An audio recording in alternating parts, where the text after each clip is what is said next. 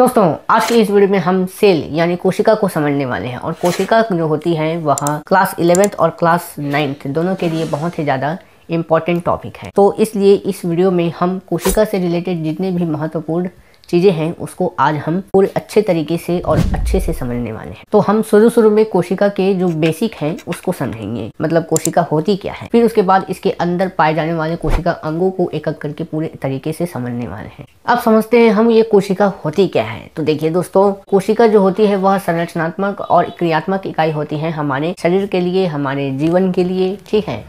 और इसे अनुवांशिक इकाई भी कहा जाता है। अब अनुवांशिक इकाई क्यों कहा जाता है वो तो हम आगे समझेंगे, लेकिन अभी फिलहाल कोशिका समझते हैं। तो देखिए, जिस प्रकार जो घर है वह एक ईंट से मिलकर बना होता है, एक छोटी ईंट से मिलकर बना होता है, उसी प्रकार ये जो कोशिका है उससे पूरा शरीर का निर्माण होता है। ये तो ठीक है, कोशिका से शरीर का निर्माण होता है, पर लेकिन कोशिका से सीधा डायरेक्ट शरीर का थोड़ी ना निर्माण होता है। कोशिका सबसे पहले एक छोटे रूप में होता है, फिर वह कोशिका विभाजित होकर ऊतक का निर्माण करता है। ये ऊतक तंत्र बनाता है, ऊतक तंत्र अंग का निर्माण करता है, अंग तंत्र बनाता है, फिर उसके बाद वो अंग तंत्र ही एक शरीर कहलाता है। अब ईंट एक सबसे पहले तो दीवार बनाएगा, ठीक है, दीवार से फिर उसके बाद कमरा, कमरे से पूरा ये घर बन जाएगा, ठीक है। तो उसी प्रकार ये जो कोशिका है वह पूरे शरीर का निर्माण करता है। अब ये कोशिका जो है वह कहाँ पाई जाती है, तो हमारे शरीर में पाए जाते हैं।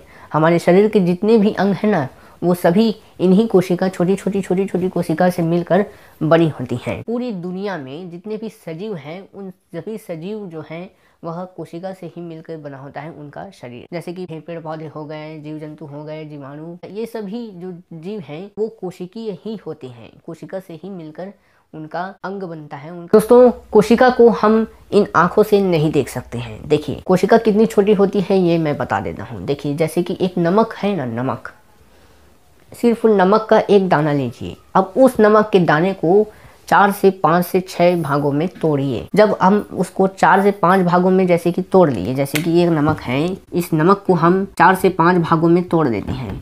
इस 4 से 5 भागों में एक भाग को जब हम देखेंगे तो वो तो नहीं दिखेगा, है कि नहीं। तो उसके लिए क्या चाहिए, सूक्ष्मदर्शी चाहिए। तो उसी आकार का एक कोशिका होता है। अब सभी में अलग अलग प्रकार की कोशिका, जैसे कि शुतुरमुर्ग का जो अंडा है वो विश्व में सबसे बड़ा कोशिका है। अगर हम मानव की बात करें तो मानव में सबसे बड़ी कोशिका अंडाणु है, ठीक है। और मानव में सबसे छोटी कोशिका शुक्राणु है। और पूरा दुनिया में सबसे छोटी कोशिका जो है वह माइकोप्लाज्मा गैलीसेप्टिकम है, ठीक है। अब देखिए भैया, सबसे छोटी कोशिका अगर कहें तो माइकोप्लाज्मा बस मत कहिएगा, ठीक है, माइकोप्लाज्मा गैलीसेप्टिकम कहिएगा, क्योंकि माइकोप्लाज्मा गैलीसेप्टिकम जो है वो माइकोप्लाज्मा का एक प्रजाति है जो बहुत ही ज्यादा छोटा होता है पूरे विश्व में, ठीक है। अगर माइकोप्लाज्मा कहिएगा तो बहुत सारे प्रकार के माइकोप्लाज्मा हो जाते हैं, ठीक है। तो ये आपको समझना है, ये आपको ध्यान में रखना है। तो जैसे कि मैंने बताया कि इतना छोटा एक कोशिका होता है जो हमारी आंखों से नहीं दिखता है, तो उसको देखने के लिए क्या चाहिए, हमको माइक्रोस्कोप चाहिए। तो इन्होंने रॉबर्ट हुक ने कोशिका को खोजा और इन्होंने ही कोशिका नाम दिया। पर किस आधार पर दिया कोशिका का नाम भाई? एक ओक का पेड़ होता है, उस ओक का पेड़ जो है वह एक छाल से ढका होता है, जो मृत होता है, मृत ऊतक से ढका होता है। उस मृत ऊतक को कार्क कहते हैं। ये कार्क आपने कुछ बॉटल में भी देखा होगा जो ऊपर से ढका होता है, ढक्कन के रूप में उसका उपयोग करते हैं, तो उसी को कहते हैं कार्क।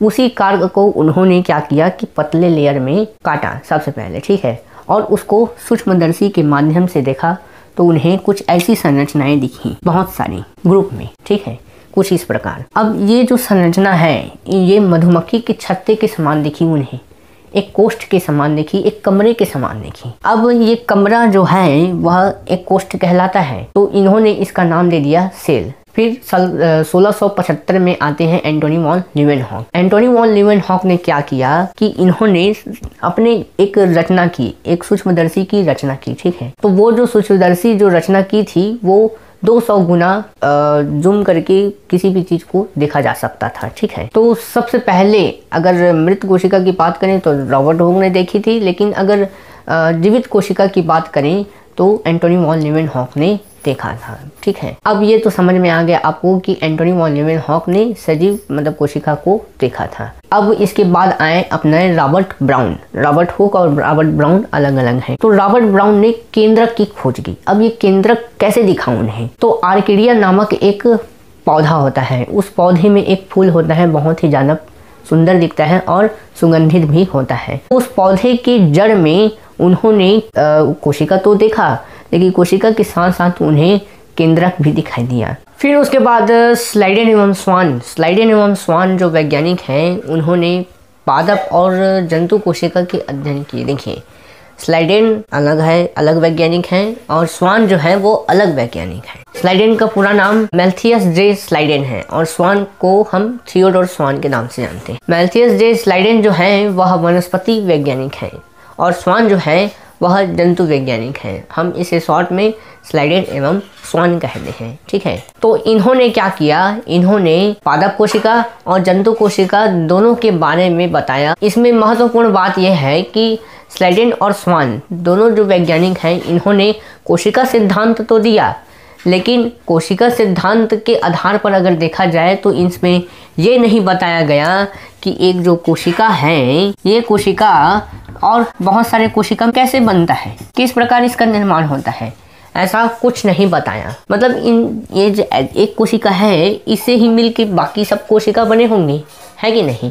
तो ये एक कोशिका विभाजित होता होगा ना, तभी तो अंग का निर्माण करेगा, तभी तो पूरा शरीर का निर्माण होगा, है कि नहीं। तो ये ऐसा बताने में ये असमर्थ रहे। रॉबर्ट विर्को ने बताया कि जो एक कोशिका होती है वह कोशिका विभाजन करती है। जब वो एक कोशिका विभाजन करती है तो एक कोशिका बहुत सारे कोशिकाओं का निर्माण करते हैं, ऐसा उन्होंने बताया। अब उसके बाद जो मैं बताया था कि ये मतलब अनुवांशिकी इकाई भी होते हैं हमारे शरीर के लिए। अब अनुवांशिक इकाई कैसे होते हैं, तो अनुवांशिक इकाई कुछ इस प्रकार होते हैं कि तो ये जैसे कि कोशिका है, वैसे मैं बेंजीन की संरचना नहीं बनाया हूँ, ठीक है, कोशिका है ये, इसको कोशिका मानो भैया। इस कोशिका में ना एक केंद्रक होता है, इस केंद्रक में डीएनए पाए जाते हैं। आपने पढ़ा भी होगा डीएनए क्या होता है, ठीक है, 9th क्लास में 10th क्लास में इसका जिक्र हुआ है। जो हमारे जो मतलब अनुवांशिकी पीढ़ी दर पीढ़ी जो विकास है ना, उसको बढ़ोतरी देने का कार्य करता है, उसको बढ़ाने का कार्य करता है। किस प्रकार करता है, जैसे कि अगर एक इंसान है,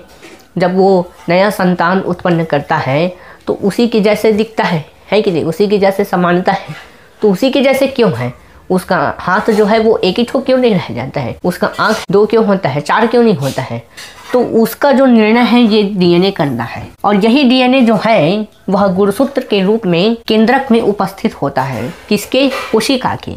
तो इसलिए कोशिका को अनुवांशिक इकाई कहा जाता है। तो ये आपको समझ में आ गया, ठीक है। अगर तो एग्ज़ाम के हिसाब से देखा जाए ना, तो इसमें 2 अंतर बहुत ही ज़्यादा इम्पोर्टेंट हैं। कौन कौन से अंतर, पादप कोशिका के और जंतु कोशिका के अंतर, प्रोकैरियोटिक और यूकैरियोटिक मतलब कोशिका के अंतर, ठीक है। तो बाकी देखा जाए तो दोनों ही अंतर बहुत ही ज़्यादा इम्पोर्टेंट है। पादप कोशिका और जंतु कोशिका के अंदर पाए जाने वाले जो कोशिका अंग है, उसको तो आपको पता जैसे भी रट लोगे, लेकिन उनका कार्य ही पता नहीं होगा, ठीक है। तो उसको याद करने में आपको बहुत ही ज़्यादा परेशानी रहेगी।